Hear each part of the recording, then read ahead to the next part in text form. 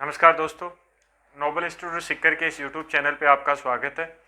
पिछली क्लास में अपन ने पढ़ा था फायर आर्सन के बारे में, आगजनी के बारे में। आज अपन बात करेंगे अपने नए टॉपिक क्लासिफिकेशन ऑफ बिल्डिंग्स, जिसको हिंदी में अपन बोलेंगे भवनों का वर्गीकरण। मतलब जो अपने भवन होते हैं, अपनी जो इमारतें होती है, उनके कैटेगराइजेशन करेंगे, कितने प्रकार की होती है, कौन से प्रकार में आती है। तो देखो, सबसे पहली बात तो आती है कि ये भवन या इमारत या बिल्डिंग जो अपन कहते हैं, ये होती क्या है। देखो, कोई भी संरचना जिसमें छत हो, दीवार हो, खिड़की हो, फर्श हो, आपका छत, दीवार, खिड़की, फर्श हो गया, आपका बीम हो गया, कॉलम आदि हो। कोई भी संरचना, कोई भी स्थायी संरचना जिसमें छत, दीवार, खिड़की, फर्श, बीम, कॉलम आदि हो, वो क्या होती है? आपकी इमारत होती है, बिल्डिंग होती है। और देखो, ये जो अपने जो भवन है, बिल्डिंगों है, इनको मुख्य रूप से 9 भागों में बांटा गया। कितने भागों में बांटा गया? 9 भागों में बांटा गया, 9 ग्रुप्स में बांटा गया, अलग अलग उपयोग के आधार पे कि जैसे इनको उपयोग किया जाता है वैसे वैसे इनका क्या कर दिया गया था? कैटेगराइजेशन कर दिया गया, इनका वर्गीकरण कर दिया गया। तो देखो, सबसे पहले अपन उन्हीं 9 भागों के बारे में बात करते हैं कि आखिर वो 9 भाग है कौन कौन से, और कौन से भाग में किस तरह की बिल्डिंगों को शामिल किया जाता है। तो देखो, अपन बात करेंगे सबसे पहले, इसमें पहला आएगा आपका group A,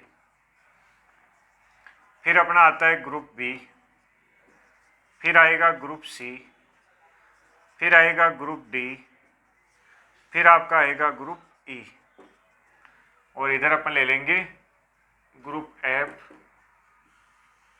group ji, group H और ग्रुप जे या आई। ठीक है। तो देखो, ग्रुप ए में शामिल की जाती है आपकी जो रेजिडेंशियल बिल्डिंग्स को, रेजिडेंशियल बिल्डिंग्स हिंदी में इनको बोला जाता है आवासीय। फिर ग्रुप बी के अंदर अपन शामिल करेंगे एजुकेशनल को, किया जाता है एजुकेशन मतलब जो शैक्षणिक जो होती है वो। ग्रुप सी के अंदर इंस्टीट्यूशनल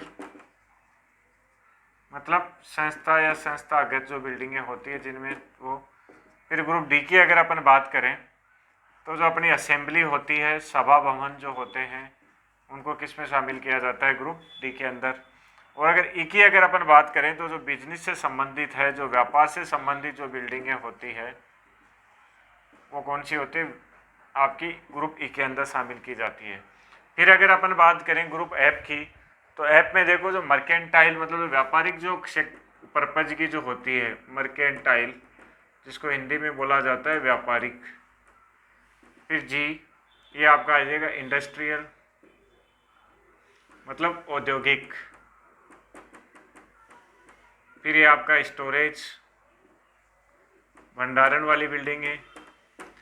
और इसमें आपकी जो हजर्ड वाली है, कहने का मतलब जो खतरनाक बिल्डिंगें होती हैं, उनको शामिल किया जाता है। तो इस तरीके से ये 9 ग्रुप हैं, 9 प्रकार के ग्रुप हैं जिनमें क्या किया जाता है? बिल्डिंगों को कैटेगराइज किया जाता है। अलग अलग ग्रुप में अलग अलग प्रकार की बिल्डिंगों को रखा जाता है। तो अपन बात करेंगे विस्तार से इसके बारे में कि आखिर ये 9 प्रकार जो हैं, इनमें 9 प्रकारों में किस किस तरह की बिल्डिंगों को शामिल किया गया, कौन कौन सी बिल्डिंगों को शामिल किया गया। तो देखो, सबसे पहले अपन बात करेंगे ग्रुप ए की।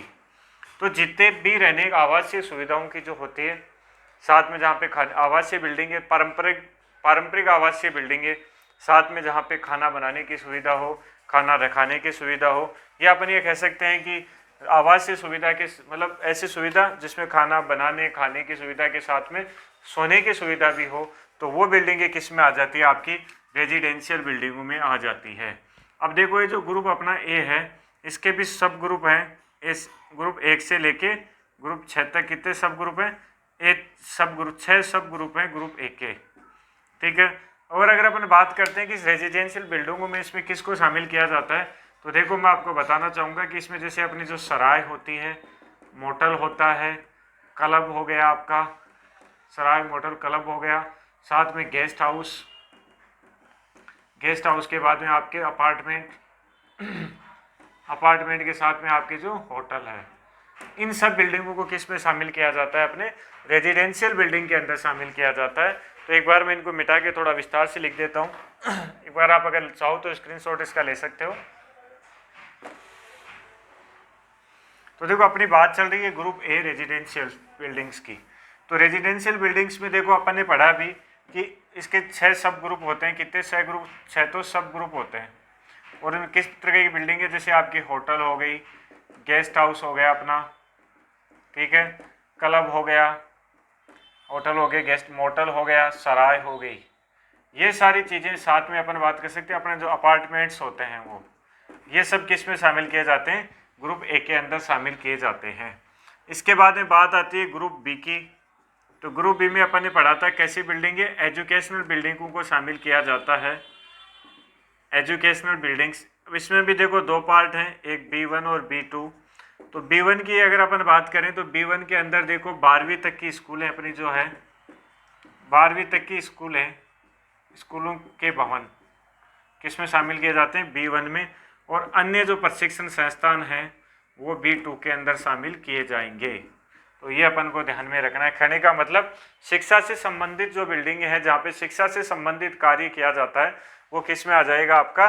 वो अपना इसमें ग्रुप बी के अंदर आ जाएगा। अब अपन बात करते हैं ग्रुप सी की। ग्रुप सी में इंस्टीट्यूशनल बिल्डिंगें आती हैं अपनी। ग्रुप सी, ग्रुप सी में कौन सी बिल्डिंगें आती है भाई? Institutional buildings.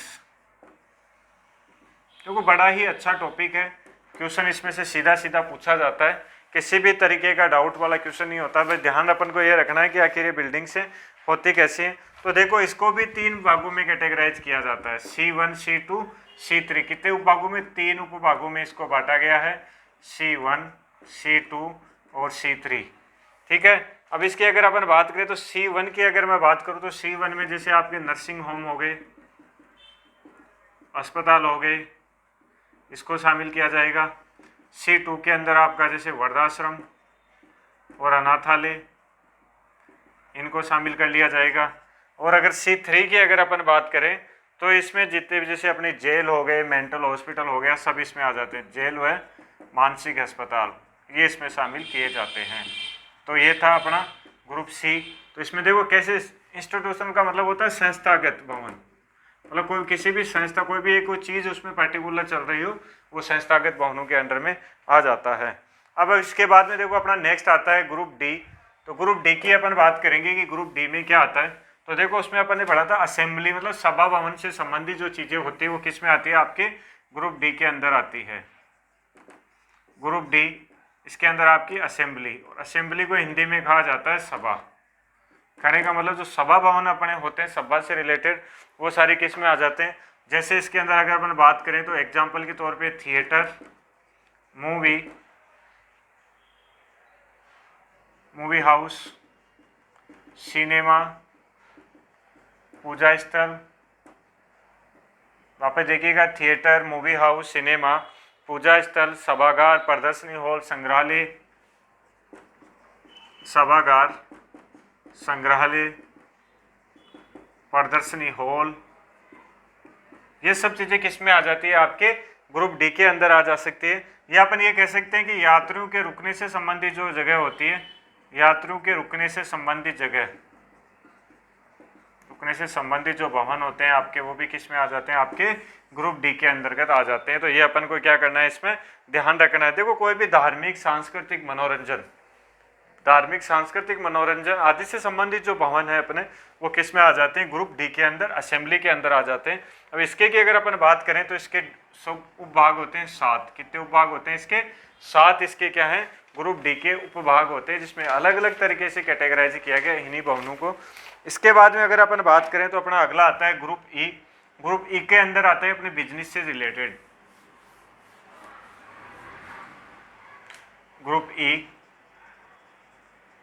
ग्रुप ए की अगर अपन बात करें तो बिजनेस बिल्डिंग्स, व्यापार से संबंधित जो होती हैं वो इसमें शामिल की जाती है। और इसके भी अगर कैटेगराइजेशन की बात करें तो इसको भी 4 सब भागों में, 4 उपभागों में बांटा गया। कितने भागों में? 4 उपभाग हैं इसके। चार उपभाग जैसे E1, E2, E3। और अगर ऐसे वन वर्ड में अगर अपन बात करें तो इसमें जो शामिल किया जाता है, जैसे जो बड़े बड़े ऑफिसेज होते हैं, जैसे कि वकील, डॉक्टर, वकील हो गया, डॉक्टर हो गया, आपका वकील ऑफिस, डॉक्टर का ऑफिस हो गया, बैंक के ऑफिस जो है वो आ गया, पुलिस स्टेशन, टेलीफोन एक्सचेंज,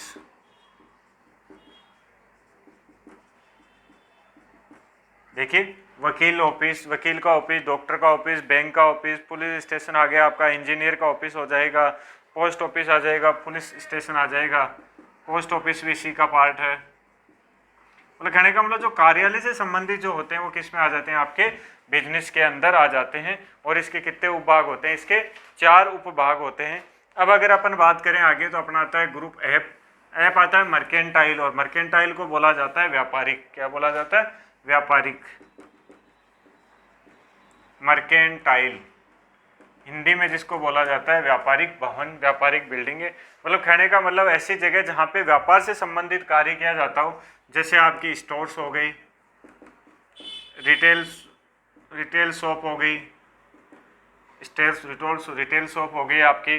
साथ में अगर अपन बात करें तो खुदरा विक्रेता, इसको कहते हैं रिटेल शॉप को। तो ये जो स्टोर से संबंधित जो हो गया आपका, ये कौन सा हो जाता है, ये आपका ये हो जाता है, ये मर्केंटाइल व्यापारिक वाला हो जाता है। इसके भी सब ग्रुप की अगर अपन बात करें तो इसके मोटे मोटे तौर पे अगर बात करें तो 3 सब ग्रुप होते हैं इसके, F1, F2 और F3। तीनों में देखो अलग अलग बिल्डिंगों को शामिल किया जाता है। एक वाला होता है जिसमें 500 तक की कवर्ड एरिया होना चाहिए, इससे 500 के ऊपर का जो 500 से ऊपर कवर्ड एरिया हो वो। और ये जो है इसमें जो अंडरग्राउंड हो, या जहाँ पे एक तो अंडरग्राउंड वाली बिल्डिंग है, प्लस जहाँ पे गोडाउन भी हो, मतलब भंडारण की क्षमता भी हो और सर्विस का काम भी होता हो, इन सबको मिला के अलग अलग पार्टीशन इसके किए जाते हैं। F1 में 500 तक का कवर्ड एरिया होता है, मीटर तक का, इसमें 500 मीटर से ऊपर का कवर्ड एरिया होता है। और F3 में अंडरग्राउंड, या अपन कह सकते हैं भूमिगत जो आउटलेट्स होते हैं वो, प्लस ऐसे आउटलेट्स जिनमें गोडाउन भी उसी में हो, सर्विस का कार्य भी वहीं पे किया जा रहा हो, वो भवनें इसके अंदर शामिल किए जाते हैं। तो ये था अपना ग्रुप एफ, जिसमें व्यापारिक बिल्डिंगों को शामिल किया जाता है, जैसे अपने स्टोर्स, रिटेल शॉप हो गए, खुदरा विक्रेता हो गए, ये सारे किस में आ जाते हैं, अपने ग्रुप एफ में आ जाते हैं। अब अपना आता है ग्रुप जी। देखो ये अपना है इंडस्ट्रियल, और इंडस्ट्रियल को बोला जाता है औद्योगिक।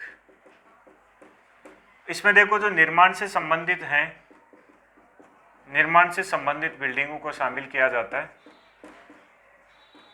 निर्माण से संबंधित भवन। अब इसका भी देखो कैटेगराइजेशन इस तरीके से किया गया है, 3 इसको सब ग्रुपों में बांटा गया है, G1, G2 और G3। इसमें देखो न्यून खतरे वाले जो हैं, न्यून खतरे वाले उद्योगों की बिल्डिंग भवन, उनको शामिल किया जाता है। इसमें मध्यम खतरे वाले उद्योगों के भवनों को शामिल किया जाता है, और उसमें उच्च खतरे वाले उद्योगों के भवन को शामिल किया जाता है। कहने का मतलब क्या हुआ, कह सकते हो खतरा, कह सकते हो आप इसको, क्या कह सकते हो, जोखिम भी कह सकते हो। तो कम जोखिम वाले, अधिक जोखिम वाले और मध्यम जोखिम वाले, इस तरीके से इसको 3 सब ग्रुपों में बांटा गया है। G1 न्यून या कम वालों के लिए होता है, G2 मध्यम वालों खतरों के लिए, जोखिम के लिए, और G3 अपना उच्च जोखिम जिन उद्योगों में होता है उनके भवनों के लिए शामिल किया जाता है। इसके बाद में अपना आ जाता है ग्रुप एच, और एक बचता है ग्रुप जे या आई, जिसको अपन बोलेंगे वो। अब बात आती है अपना ग्रुप एच, यह है स्टोरेज। स्टोरेज का मतलब भंडारण से संबंधित, मतलब किसी चीज का जो स्टॉक होता है, स्टोरेज मतलब वहां जाके क्या किया जाता है, उनको भंडार किया जाता है, सेव किया जाता है। जैसे अपना गोदाम हो गया, गोदाम के बाद में अपना कोल्ड स्टोरेज, कोई भी डिपो हो जाता है, ठीक है। को क्या हो गया, गोदाम हो गया, कोल्ड स्टोरेज हो गया, डिपो हो गया, फ्रेट डिपो, ट्रांजिट शेड, ये सारे नाम अपन को ध्यान में रखने। फ्रेट डिपो, ट्रांजिट शेड आदि जो जहाँ पे स्टॉक का कार्य किया जाता है, उन सब भवनों को किस में शामिल किया जाता है, ग्रुप एच में शामिल किया जाता है। और अब अपना लास्ट बचता है ग्रुप आई, या ग्रुप जे, जिसको आई भी कई जगह आपको देखने का मिलेगा, लेकिन ये होता ग्रुप जे है, लेकिन कई जगह इसको आई भी पढ़ा जाता है। इसमें देखो जो खतरनाक, ये हजर्ड, इसको बिल्डिंगों का नाम दिया जाता है हजर्डियस बिल्डिंग्स, मतलब खतरनाक भवन। देखो इसमें जो अपने ज्वलनशील पदार्थ होते हैं, ज्वलनशील पदार्थों का जहाँ स्टोर किया जाता है, पदार्थों के भंडारण वाले भवन, ज्वलनशील पदार्थों के भंडारण वाले भवनों को इसमें शामिल किया जाता है। इसमें देखो आपका हाइड्रोजन हो गया, प्राकृतिक जो गैसें हो गई, अमोनिया हो गया, फोस्जीन हो गया, के साथ में अपन कह सकते हैं मिथाइल ऑक्साइड हो गया, CO2 हो गया, आदि का जहाँ पे स्टोर किया जाता है वो सारे भवन किसमें शामिल किए जाते हैं, ग्रुप जे में। तो देखो दोस्तों, आज की क्लास में अपन ने पढ़ा है भवनों का वर्गीकरण। 9 प्रकार के भवन हैं, 9 प्रकार के सारे अपन ने ग्रुपों में इसको डिवाइड किया, प्लस इसके कितने सब ग्रुप होते हैं उनके बारे में भी अपन ने चर्चा की। आशा है ये तो आज का जो टॉपिक है आपको बहुत पसंद आएगा। लेकिन एक चीज़ मैं बताना चाहूँगा, ये टॉपिक बहुत ही इंपॉर्टेंस रखता है अपने आप में, एग्जाम के लिहाज से भी काफ़ी अच्छा टॉपिक है, काफ़ी अच्छे तरीके से अपन ने इसको कवर किया है। और अब आपसे एक रिक्वेस्ट है कि अगर अभी तक आपने चैनल को सब्सक्राइब नहीं किया तो प्लीज़ सब्सक्राइब कीजिए, वीडियो अगर पसंद आए तो लाइक कीजिए और शेयर कीजिए। मिलते हैं अगली क्लास में नई टॉपिक के साथ, तब तक के लिए नमस्कार, जय हिंद।